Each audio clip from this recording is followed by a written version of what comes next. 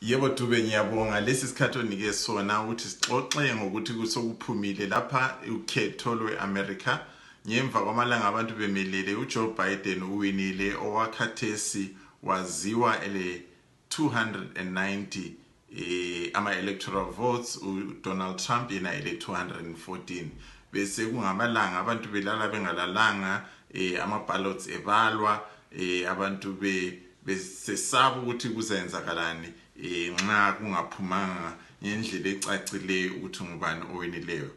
Kuthe ucineni ke ePennsylvania, eMichigan kubonakale uJoe Biden ewina, yikho okwenze ukuthi labo abazi ngokhetho begcine besithi nguye osephuchile. Sibone phela ukuthi eAmerica kwehlukile. Okwakuqala ama-vote ka-president abalwa nge-state and bona be-state babachoyo ukuthi hayi yithi lo nguye osewinile okuzenza lawo ma-electoral votes.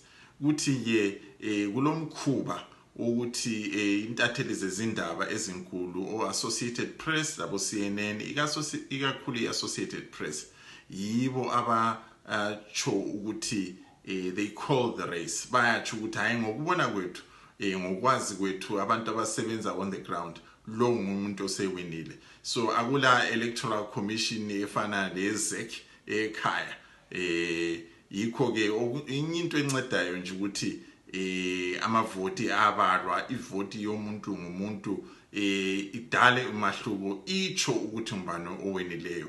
Yikho ke amavoti wonke abalwa.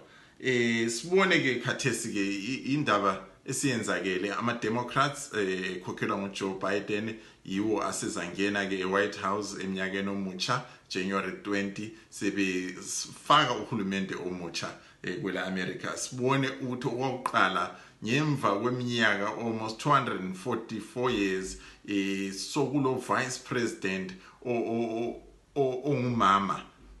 Yes, sazi uHillary Clinton wazama ukuthi engene laphana ebe ngupresident ngenelisanga, kodwa sokwenzakele ukuthi for the first time uKamala Harris nguye osezaba nguvice president kaJoe Biden. Kukhangeleleke ukuthi omama sebezathola ezinye izikhundla eziningi, bakhangele uSecretary we-Treasury, uSecretary mbeni we-Defense, ukuthi ama-Democrats engadala umahluko, engabuya lezinto ezintsha. Kodwa konke lokhu kusenzakala phakathi kwenkeme ye-COVID.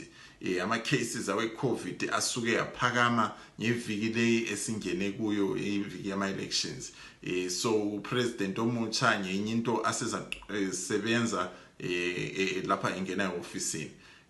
Hayi simfisela omuhle uJoe Biden. Sikhangelele ukuthi kwele Zimbabwe le-Africa ngabantu abazanceda kakhulu ukuthi i-democracy layo iqine yazakala. Ngiyabonga Dube.